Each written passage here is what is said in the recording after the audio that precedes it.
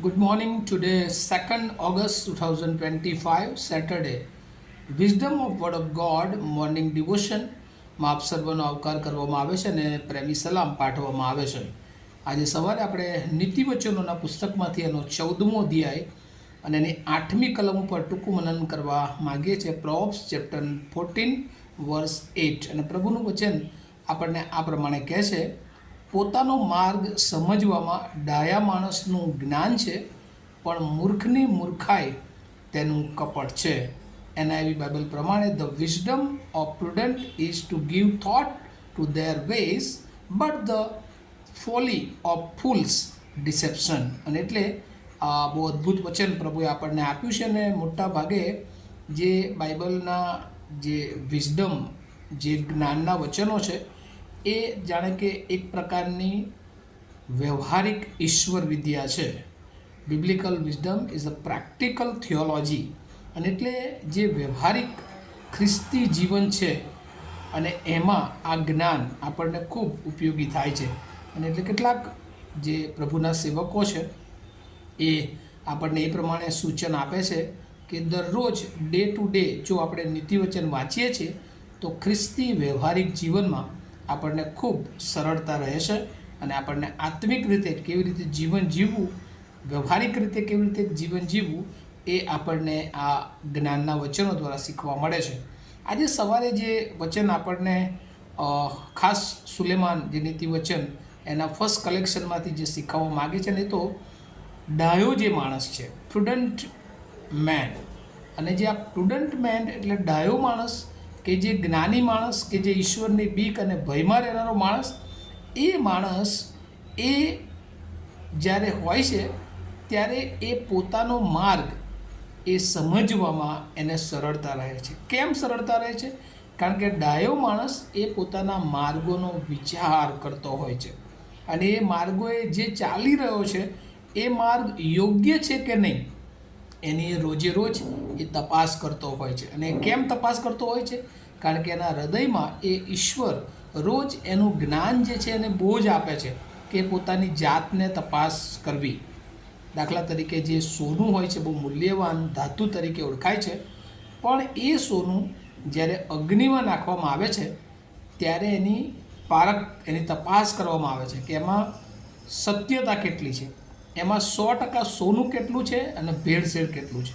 જો એ અગ્નિમાં ના નાખવામાં આવે તો ઘણી બધી ધાતુ એવી હોય છે આજે કે જે આપણને એટ્રેક્ટ કરી દે અને સોના જેવી જ લાગે, પણ ઘણી બધી વાર એ સોનું હોતું નથી, પણ એ નકલી સોનું. અને આજે આપણે બજારમાં જોઈએ છે કે ઘણા લોકો એ નકલી સોનું એ સાચા સોનાની જગ્યાએ આપી અને છેતરી લેતા હોય છે.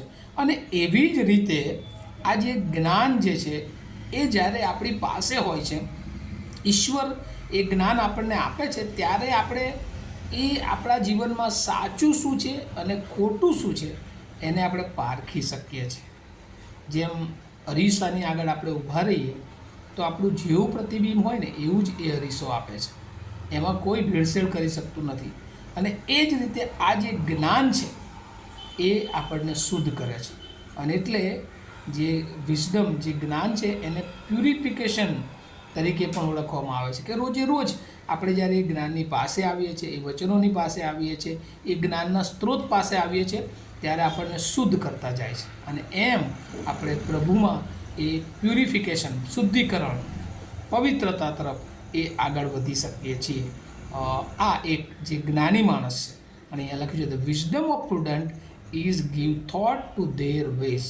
અને એટલે રોજે રોજ આપણે કયા માર્ગે ચાલવું એ આ જ્ઞાન આપણને રસ્તો પૂરો પાડે છે, એ દોરવણી પૂરું પાડે છે, એ આપણો માર્ગ બને છે.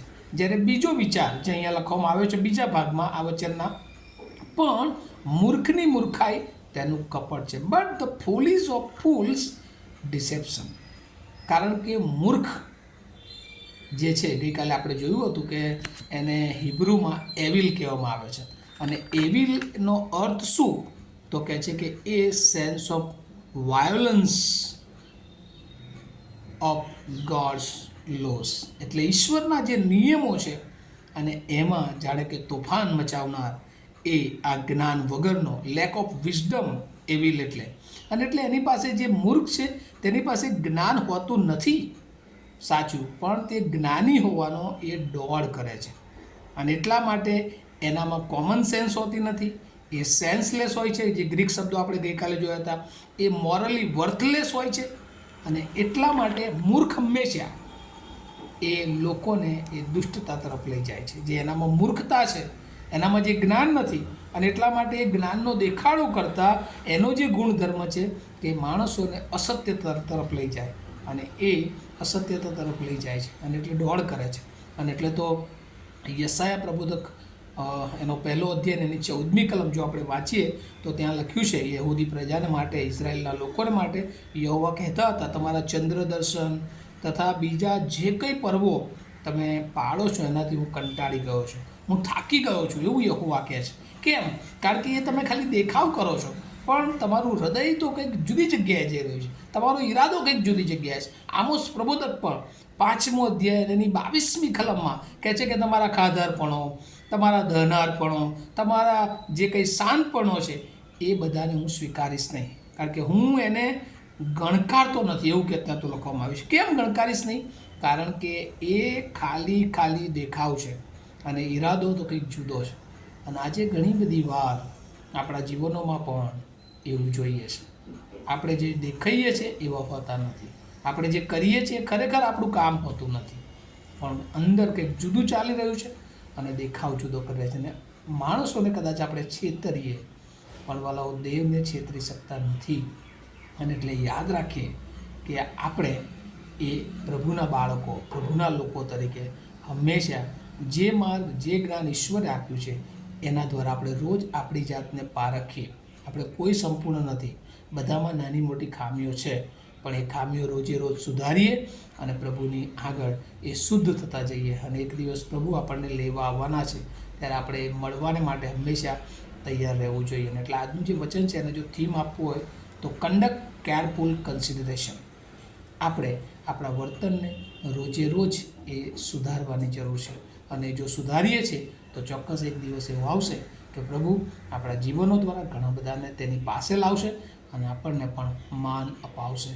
અને એક દિવસ એ સ્વર્ગના ભાગીદાર બનવા માટે પ્રભુનું આમંત્રણ એ આપણને માટે પણ એ મહિમાનો મુકટ છે પ્રભુએ આપણા માટે રાખી મૂક્યો, એ આપણને મળશે. નહીં તો દેખાડો કરીશું, એક દિવસ નિરાશા, હતાશા અને નાશ તરફ જવાના માટે આપણે તૈયાર રહેવું પડશે. આપણે વિચારવાનું છે કે આપણે કયા માર્ગે ચાલીએ છીએ, શું જ્ઞાનીના માર્ગે ચાલીએ છીએ, શું મૂર્ખાઈના માર્ગે ચાલીએ છીએ.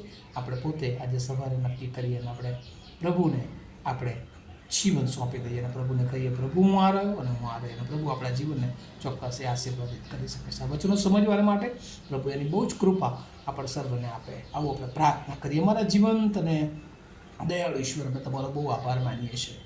સમયે સમયે તમે જે વચનો આપે છે, ઘણી બધી વાર અમે જ્ઞાની માર્ગોમાં ન ચાલતા મૂર્ખના માર્ગમાં ચાલીએ છીએ, અને પ્રભુ અમે તમારું નામ વટાડીએ છીએ. પ્રભુ અમારા દરેક ઈરાદાઓ એ તમે જે ઈચ્છો છો એનાથી કંઈક અલગ હોય છે, પણ પ્રભુ આજે સવારે અમે તમારા બાળકો તરીકે રોજ અમે અમારી જાતને શુદ્ધ તરફ આગળ વધાવીએ. તમે જે જ્ઞાન આપ્યું છે દ્વારા અમે અમારા માર્ગોને તપાસીએ, અને પ્રભુ તમે જે ઈચ્છો છે એ પ્રમાણે ચાલવાને માટે અમે તૈયાર થઈએ, એવી કૃપા માગતા મારી પ્રાર્થના ઈસુ પ્રભુના નામમાં સાંભળો, તેનો સ્વીકાર કરો. આમીન. Have a nice day to all of you. Thank you.